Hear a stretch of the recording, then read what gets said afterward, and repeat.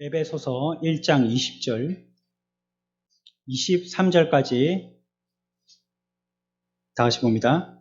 그의 능력이 그리스도 안에서 역사하사 죽은 자들 가운데서 다시 살리시고 하늘에서 자기의 오른편에 앉히사 모든 통치와 권세와 능력과 주권과 이 세상뿐 아니라 오는 세상에 일컫는 모든 이름 위에 뛰어나게 하시고 또 만물을 그의 발 아래에 복종하게 하시고 그를 만물 위에 교회의 머리로 삼으셨느니라. 교회는 그의 몸이니 만물 안에서 만물을 충만하게 하시는 이의 충만함이니라. 아멘. 우리는 모두 그리스도의 몸이라고 했습니다. 그렇죠?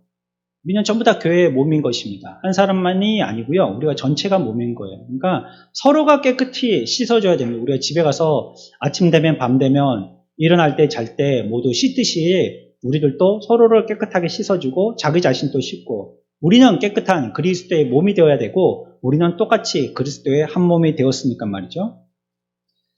그리스도께서 어떤 직분을 행하셨는지 우리 오늘 23문 두 번째 공부하겠습니다. 그리스도께서 우리의 구속자로서 무슨 직분을 행하셨습니까?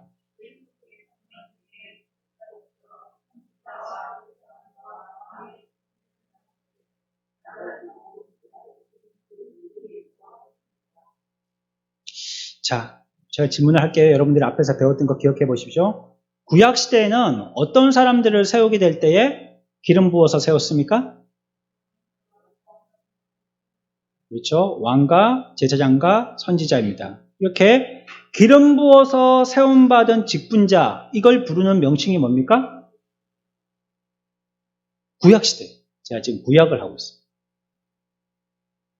그게 이제 신약에 가면 그리스도라고 부르는 것입니다. 그리스도가 같은 말인데요. 구약에는 그러면 그리스도 대신에 뭐라고 불렀을까요? 기름 부음 받아서 세움 받은 직분자. 메시아입니다. 메시아가 기름 부음 받아서 세움 받은 직분자라는 뜻입니다. 하나님이 그래서 구약에도 많은 메시아를 주신 것입니다. 그 메시아가 신약에 와서 이름 부를 때는 그리스도다. 그러니까 그 뜻은 기름 부음 받은 자들이다. 이런 뜻이 되겠습니다.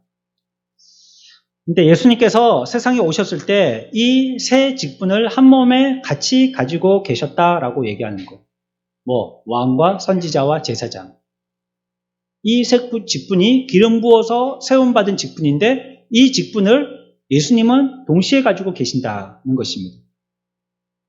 그런데 23문에서는요, 그리스도께서 우리의 왕, 선지자, 제사장 직분을 행하시는데 그냥 행하시지 아니하시고 특별함을 가지고 행하신다고 말씀하고 있어요.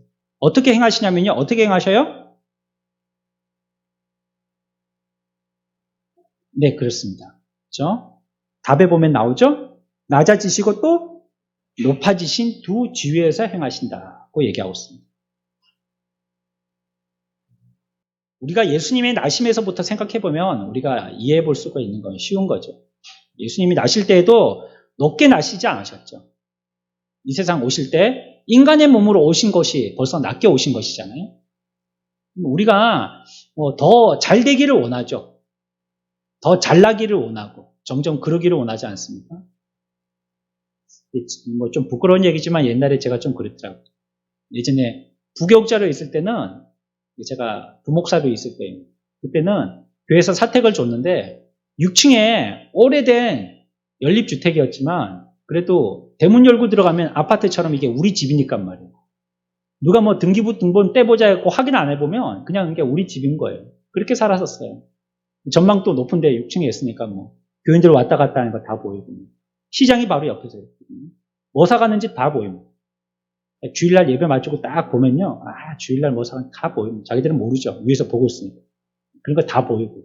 그래, 나름대로 이게 우리 집이라는 이런 생각이 있었었는데, 이제 개척을 하고 제가 사파동으로 이사 왔지 않습니까? 근데 집을 찾으러 다니려고 하는데, 따라다니기가 싫은 거예요.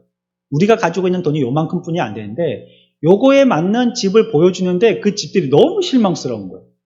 전에 있던 집도 오래된 집이었거든요. 굉장히 오래된 집. 엘리베이터도 없는, 걸어서 올라가야 되는 집. 거기서 우리 아이들이 이제 초등학교 때까지 거의 다 컸고요. 아마 우리 막내가 초등학교 1학년 입학할 때쯤 돼가지고 이쪽으로 사파동으로 이사 온 것 같습니다. 근데 그 돈 가지고 어디 이사할 데가 없는 거예요. 방이라고 해보니까 막 옛날 시커먼 샷이 있죠? 방충망 다 찢어지고, 그리고 판넬 같은 걸로 주방 옆에 있는 뒷베란다 이렇게 빼갖고 이렇게 지어놓은 거, 그런데. 바퀴벌레 아지트 같은데, 이런데. 그런 집을 보기부터 해갖고, 또 길가에 시끄러운 집이라든지, 아니면, 왜 2층 집들은 전세로 갈 때 왜 전부 다 이렇게 뒤로 돌아가게 만들어놨는지 모르겠어요. 앞으로 탁, 주인집 대문으로 들어가서 탁 올라가면 기분 좋을 텐데, 그게 아니고 저 뒷골목으로 해갖고 올라가게. 주택들을 다 그렇게 만들어 놓으니까 자기는 껌껌한 골목을 빠져나가는 것 같은 이런 기분이 들어서 올라가는 것도 썩 그렇게 유쾌하지가 않더라고. 그런 데를 이제 어쩔 수 없잖아요. 부동산에서 보여준다고 이 집 보여주고 저 집 보여주는데 한두 번 따라가고 그냥 가고 싶지가 않은 거. 제가 그게 자존심이 상해서 말은 못했죠. 그것 때문에 안 따라간다고. 근데 이제 기분이 나쁜 거예요. 그것 때문에. 결국은 이제 좋은 집을 선택했습니다. 조금 위쪽에 산 언저리에다가, 그리고 공기도 좋고 새소리도 들리고 나름대로 좋았었습니다. 그랬던 거죠. 사람들은 안 좋은 데 있다가 좋은 데 가는 거는 좋아하는데요. 좋은 데 있다가 안 좋은 데 가는 건 별로 안 좋아요. 근데 주님은 어떠셨냐면 좋은 데 있다가 엄청나게 안 좋은 데로 오신 거예요. 그건 뭐 안 좋다라고 얘기할 수 없는 게 전혀 다른 분이 되셨으니까. 하늘에 하나님이시고 모든 만물들로부터 영광 받으셔야 되는 분인데 이 땅에 그 영광 받아야 할 피조물 가운데에서도 낮은 분으로 오셨으니까. 그것도 그런 분으로 암행어사처럼 사찰 나오신 거구나 하고 사람들이 알면 좋을 텐데 그것도 아니고 모르게 오셔서요. 오히려 그 가운데서도 죽임을 당하는 핍박 가운데 나셨으니까. 도망 다녔잖아요. 그러니까 나심에서부터 축복받고 나지 못한 것도 서러운데 죽음의 위협까지도 당하면서 일생 살 때 많은 사람들로부터 환영받지 못한 하나님의 복음의 비밀을 전하는 자로서 이 땅에 오셨다는 것이 굉장히 낮고 천하게 오신 것입니다. 그런데 그 일을 행하실 때, 그러니까 왕과 선지자와 제사장의 직분을 행하실 때 그냥 높은 자리에서 어흠 안 하시고요. 왕과 선지자의 제사장의 일을 그렇게 낮게 하셨다는 것. 낮은 자로서 그 일을 하셨다는 것입니다. 거의 예수님이 사셨던 지역은 나사렛이고요. 거의 30년까지 그곳에 계셨다가 이제 한 30년이 좀 지나서부터는요, 이제 복음을 전하러 다니시기 시작하셨죠. 하나님의 큰 능력도 나타나시고요. 하나님의 뜻이 무엇인지 복음도 전하기 시작하였습니다. 그래서 우리들에게 큰 능력과 기적과 표적들 또 그런 것들로 행사하셨죠. 그리고 제자들도 믿음으로 잘 양육시키셨습니다. 그리고 십자가를 지시고요. 그리고 무덤에서 죽으시고요. 그리고 장사한 지 사흘 만에 승천하셨습니다. 이 땅에서 그렇게 사신 것입니다. 그러니까 그분이 그분으로서 역할을 하시는 데는 낮고 천하게 오셨다는 것입니다.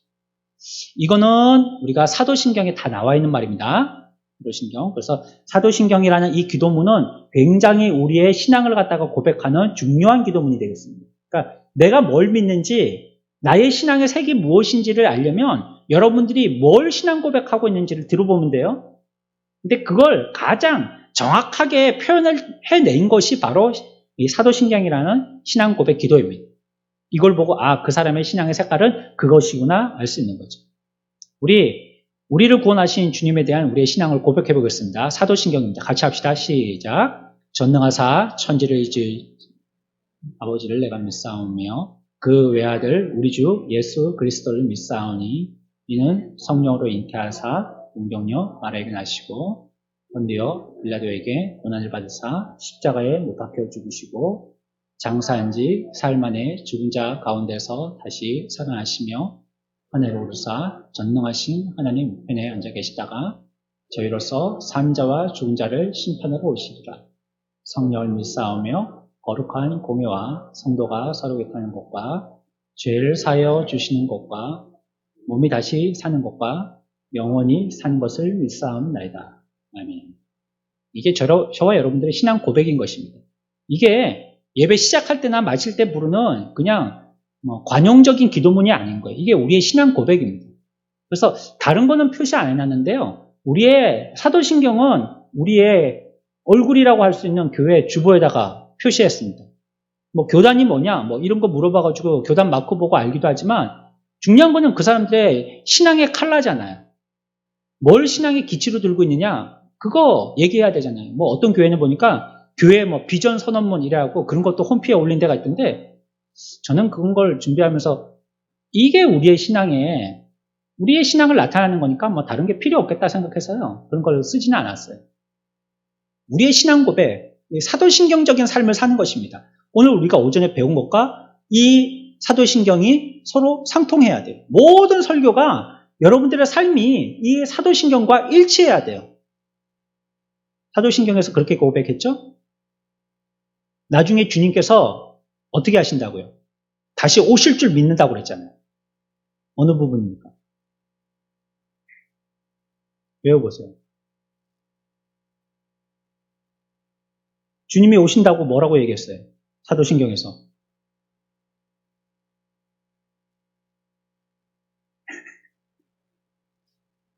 네.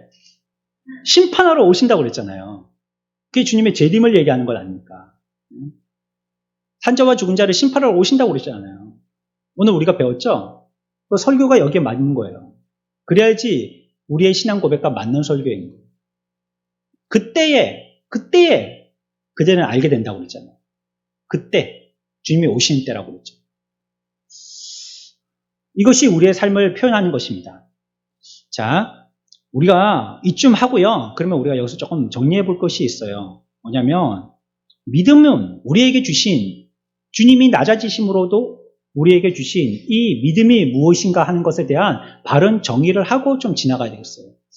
우리가 믿음이라는 말을 굉장히 많이 합니다. 교회에서 믿음이라는 말을 갖다가 못하게 한다면 거의 서로 대화가 안 될 정도로 믿음이라는 말을 많이 합니다. 믿음이 있어야지. 믿음이 좋아서. 믿음이 좀 자라야 될 텐데. 이건 믿음이 없네. 주여 믿음 주시옵소서. 우리가 믿음이란 말을 거의 그냥 달고 삽니다. 믿음이 무엇인지 하는 것에 대해서 좀 새롭게 알아볼 필요가 있습니다. 구원에 이르는 믿음이라는 것이에요. 그 믿음이 있으려면 우리들에게 필요한 것이 있습니다. 먼저는 무엇이 있어야 되냐면 우리를 구원하시는 분이 누구시고 그분을 믿을 때 어떻게 된다는 구원에 대한 지식이 있어야 됩니다. 믿으려면요. 그래서 하나님께서 우리를 구원시키실 때요, 우리를 깨닫게 하여 주십니다. 그냥 내 마음에 막 이상한 마음이 들어서 막 신들린 사람처럼요, 몸이 부르륵 떨리고 막 이러면서 갑자기 내가 어떤 신을 받아들이는 게 아니고요, 우리의 이성으로서 그분을 인정하고 알도록 하신다는 거예요. 그러니까 구원에 이르기 위해서는 먼저 지식이 있어야 돼요. 지식이 없으면 안 돼요. 알아야 되는 거예요. 그러고 나서는요, 그것에 의해서 우리가 새가족들 오시면 저하고 만나가지고 사형리 가지고 영접 기도하거든요. 영접 기도에서 아멘 하고 동그라미 그림 가지고 어떤 그림이 마음에 원하세요 하고 그 그림을 스스로 집게 만들거든요. 마음 가운데 예수님이 계신 그림과 마음 밖에 예수님이 계신 그림, 어떤 게 마음에 드세요? 그걸 자기가 선정하게 만들거든요. 그리고 고백하고 그걸 선정한 것은 무슨 뜻이냐면 내가 지금까지 사형리 하면서 지금까지 이렇게 1월리, 2월리, 3월리, 4월리 하면서 쭉 배웠던 이 모든 내용에 대해서 내가 동의한다는 뜻입니다. 동의한다. 그래서 우리가 예수를 믿을 때 첫 번째는 지식이 필요하고요. 두 번째는 동의가 필요합니다. 영접한다는 거예요. 그걸 우리가 받아들여야 되거든요. 내가 부정하고 거기에 대해서 인정하지 않으면요, 그거는 내 복음이 될 수 없는 거예요. 그러고 나서는 어떻게 해야 됩니까? 그런 줄 우리들도 믿어야 되는 거죠. 확실하게 믿어야 되는 거예요. 우리 성경 한번 찾아봅시다. 로마서 8장 38절 39절까지 같이 봅시다. 내가 확신하노니 사망이나 생명이나 천사들이나 권세자들이나 현재일이나 장래일이나 능력이나 높음이나 기쁨이나 다른 어떤 피조물이라도 우리를 우리 주 그리스도 예수 안에 있는 하나님의 사랑에서 끊을 수 없으리라. 아멘. 이 뭘 얘기하는 걸까요? 우리가 이제 알았잖아요? 동의했잖아요? 38절, 39절을 우리가 암송했다면 이건 뭐냐면 38, 9절은 우리가 그 가운데 확신하는 겁니다. 확신. 그래서 믿음에는요, 이러한 단계와 요소가 필요한 겁니다. 첫 번째 뭐가 필요해요? 예수 그리스도에 대한 지식, 알미 필요한 것이에요. 두 번째는요, 뭐가 필요해요? 거기에 대해서 동의하는 것이 필요합니다. 아멘. 영접합니다. 내 마음에 들어와 주시옵소서. 동의하는 것이 필요하죠. 그렇다면 세 번째는 어떻게 해야 돼요? 확신하여 흔들리지 않으려고. 무엇일지라도 우리 주 그리스도 예수 안에 있는 하나님의 사랑에서 끊을 수 없다. 확신하게 되어지는 겁니다. 그래야지만 믿게 되는 거예요.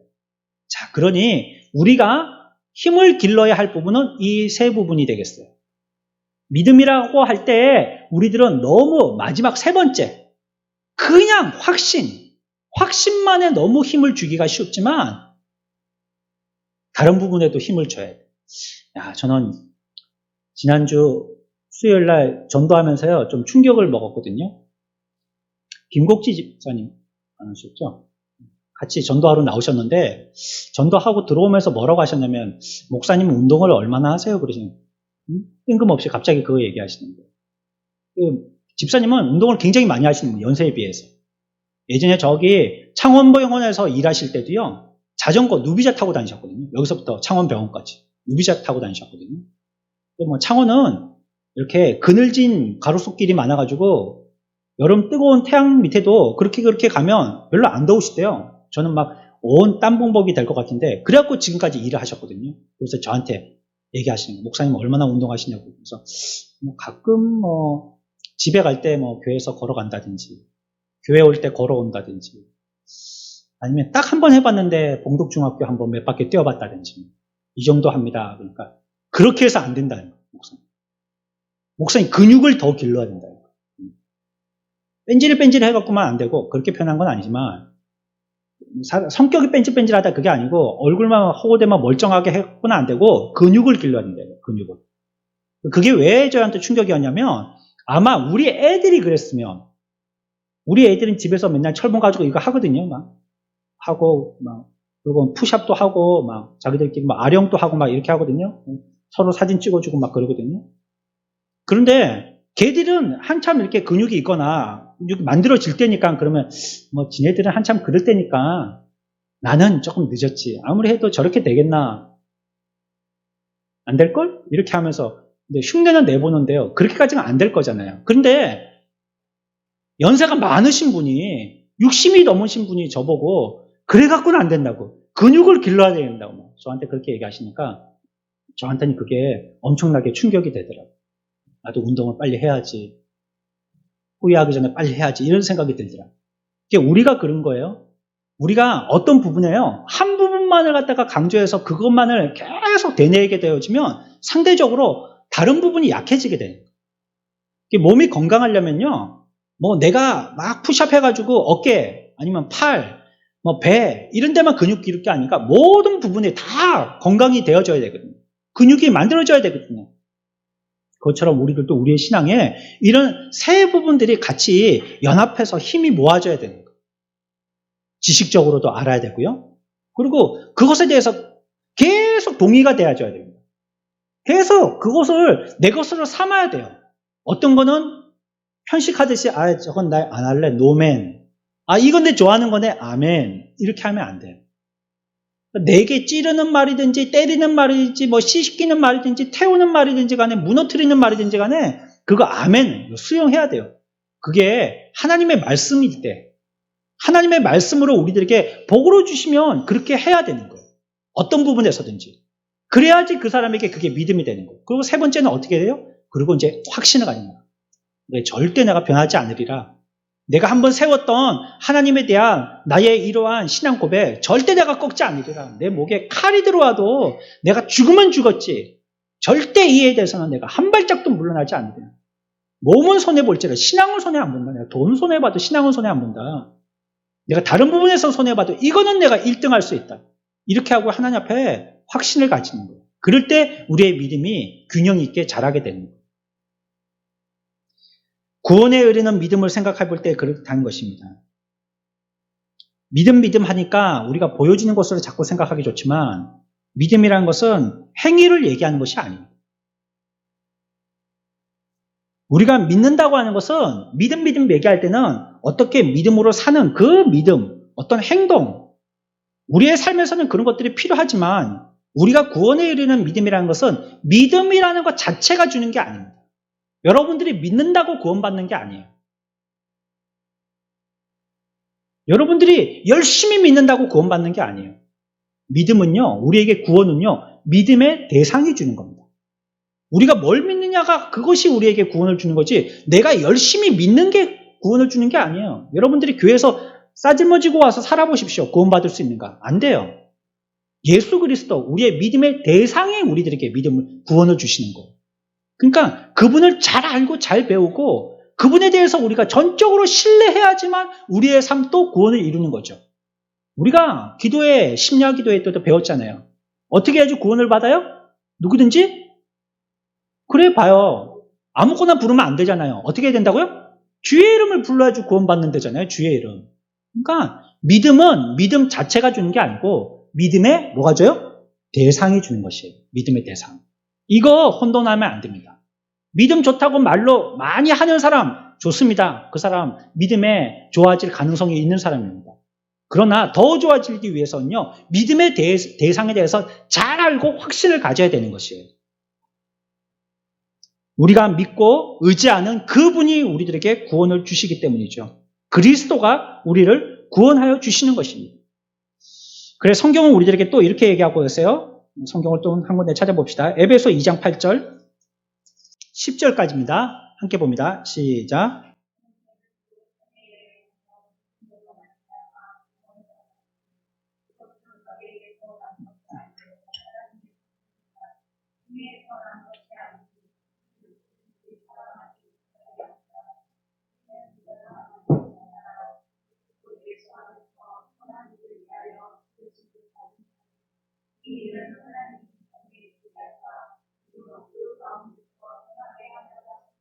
아멘.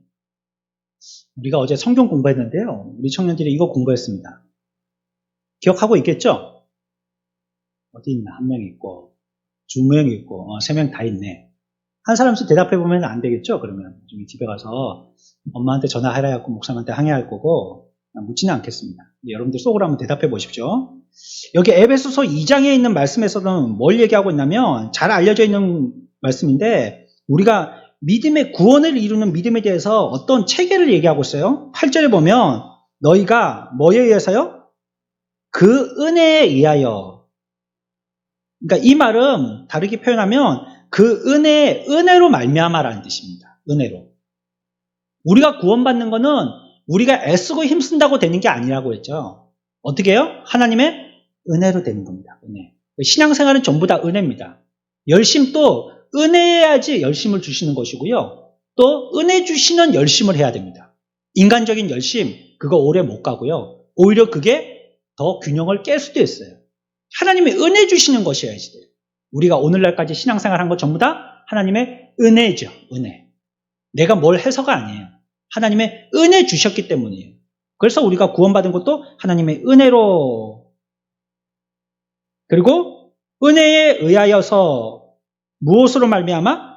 믿음으로 말미암아. 그렇죠? 은혜 주신 것을 우리가 믿는 겁니다. 믿음으로 말미암아. 그래서 어떻게 됐다고요? 구원을 얻었다는 겁니다. 우리에게 은혜 주신 것을 믿어서, 그래서 우리가 구원받았다는 것입니다. 중요한 말씀입니다. 우리가 구원받은 것은 하나님의 은혜로, 또 그것을 우리에게 믿게 하여 주시는 믿음으로. 같이 해봅시다. 은혜에 의하여, 은혜에 의하여, 믿음으로 뭘 받았어요? 구원받은 것입니다. 그런데 그 이유가 있다는 것입니다. 은혜에 의하여 믿음으로 말미암아 구원을 받았는데 10절에서는 그걸 갖다가 뭐라고 말씀하시냐면 그리스도 예수 안에서 선한 일을 위하여 이렇게 하겠습니다. 선한 일을 위하여. 또 이렇게 얘기하고 있죠. 구원받은 자가 뭐 해야 되느냐? 선한 일을 해야 된다는 것입니다. 그래서 교회 안에서는 성도들 간에 서로 선한 일을 해야 됩니다. 우리가 어제 공부할 때 제가 그렇게 설명을 했어요. 배에 선원들, 손님들 말고 선원들 말이죠. 선원들 중에서는 보직이 없는 선원이 아무도 없습니다. 만약에 그 배에 승조원으로 100명이 탔다. 그러면 한 50명쯤은 할 일이 있고 50명쯤은 예비로 할 일 없는 사람들을 태우지 절대 않는다는 거예요. 배는.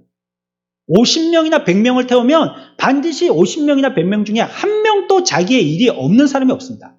하다못해 밖에 나가갖고 총 한번 쏘거나 뭐 노를 한번 적거나 뭐 키를 한번 돌려보지 않더라도 출발해서 마지막 도착할 때까지 감자만 깎더라도 조리실에 있는 사람은 자기의 역할이 있는 거예요. 그런 사람들만 배에 태웁니다. 우리가 구원의 하나님의 은혜에 의하여 믿음으로 말미암아 구원선을 타게 됐으니 뭘 하게 하려고 한다고요? 선한 일을 우리가 맡은 자기의 보직을 행하게 하려 함이라는 뜻입니다. 그러니까 여러분들은 어떤 한 사람도 교회에 있는 선원들은 노는 사람은 선원이 될 수 없습니다. 이 사람은 엄밀히 말하면 선원이 아니고 승객입니다. 승객. 그냥 타고 목적지까지 그냥 아무 생각 없이 가는 사람이에요. 우리는 이 배를 그렇게 탄 게 아니거든요. 은혜에 의하여 주님이 우리들에게 구명대를 던져주셔서 그런 말미암아 이 배에 타게 됐으니 우리들 모두는 선원이 돼야 될 것이다. 그 말씀입니다. 지금 에베소 2장에 하는 말씀입니다. 각자가 누구든지 간에 한 명도 제외 없이 하다못해 화장실 청소를 하든지 조리실에서 감자만 주구장창 깎든지 뭐든지 자기의 역할들 선한 일을 해야 된다는 거예요. 그리고 우리는 서로를 위해서 그 선한 일들을 촉구해야 된다는 것입니다. 잘하도록, 잘하시도록. 내 일이 최고라고 얘기할 수 없는 것입니까? 배에 감자만 깎는다고 배가 가지 않거든요. 엔진만 돌린다고 배가 가는 게 아니거든요. 어떤 사람은 담만 내리고 담만 올리고 한다면 그런다고 배가 가는 건 아니거든요. 모든 사람이 각자의 역할에서 자기의 일을 잘 해야지만 이 배가 안전하게 다음 항구까지 갈 수가 있는 거예요. 이 배에 선장만 있으면 돼 하고 선원들은 무시한다면 이 배가 어떻게 가겠어요? 각자가 맡은 역할 모두 다 중요한 역할이기 때문에 그 일들을 잘 수행해 나갈 때 그 배가 전진하게 된다는 것이에요. 이거 기억해야 합니다. 주님이 이 땅에 오셨을 때도 그런 부분에서는 우리하고 유사점을 얘기하시는 겁니다. 우리가 왕처럼 선지자처럼 제사장처럼 된다고 하니까 어깨 견장이나 찬 것처럼 오해할 줄 모르지만 신약의 예수가 메시아로 오셨을 때는 그렇지 않다는 거예요. 어떻게 오셨어요? 그 지위가 대답해서 뭐라고 그랬어요? 그 지위가 낮아지셨어요. 낮아지셨어요. 우리들도 어떻게 해야 되느냐? 각 선원으로서 여러분들의 자리에서 낮아져서 해야 되는 겁니다. 배 위에 올라와서 일하는 선원은 선장 말고는 잘 없습니다. 거의 다 배 안쪽에 다 들어가서 일하는 거예요. 우리들도 그래야 된다는 거예요. 주님이 우리들에게 그렇게 구원을 주신 것처럼 우리들도 이 땅에 있는 동안에 은혜에 의하여 믿음으로 구원받은 자들은 그분을 인정하면서 우리의 할 역할은 선한 일을 우리가 맡은 그 자리에서 주님과 같이 낮은 자로서의 또 다른 메시아의 삶을 살아야 된다. 기름 부음 받은 자로서의 삶을 살아야 된다. 주님과 같이 그 모습을 닮아서 교회에서 서로를 섬기고 서로를 사랑하고 높이는 것은 자기를 높이는 건 아니라 했습니다. 잘못하면 자긍하기 쉽습니다. 서로를 높이고 서로를 자랑하고 서로에게 위로가 되어주고 오래 참아주고 속이 문드러 내려앉지만 오래 기다려주고 그래도 나는 욕하지 않고 그 사람이 나한테 좋은 말 해주면 나는 아무리 생각해봐도 나는 50점짜리인데 그 사람은 나한테 100점짜리래요. 부끄럽고 미안하고 감사하고 나 뜨겁고 하나님 앞에 또 흥감해서 또 감사하고 이런 삶이 선원으로서 선한 삶을 사는 삶, 곧 메시아로서의 낮고 낮아지심에 대한 그분의 삶을 담는 제자의 삶이라는 것이에요. 우리들도 그런 삶을 살아야 된다는 것입니다. 저 여러분들에게 이런 사명이 있습니다. 우리들도 그렇잖아요. 너는 택한 백성이고 왕 같은 제사장님, 거룩한 나라의 소유된 백성이다. 이렇게 말씀하지 않습니다. 우리들도 어떻게 보면 메시아라는 뜻입니다. 우리들도 그리스도란 또 다른 그리스도라는 뜻입니다. 우리 각자 맡은 역할에서 이번 일주일 동안 참 그리스도의 삶으로서 주님께 영광 돌리는 예수 그리스도가 하나님께 영광 돌려줬지 우리들도 그와 같이 하나님께 영광 돌리는 승리의 삶을 살다가 돌아오는 저 여러분들의 삶들 되시길 축원합니다.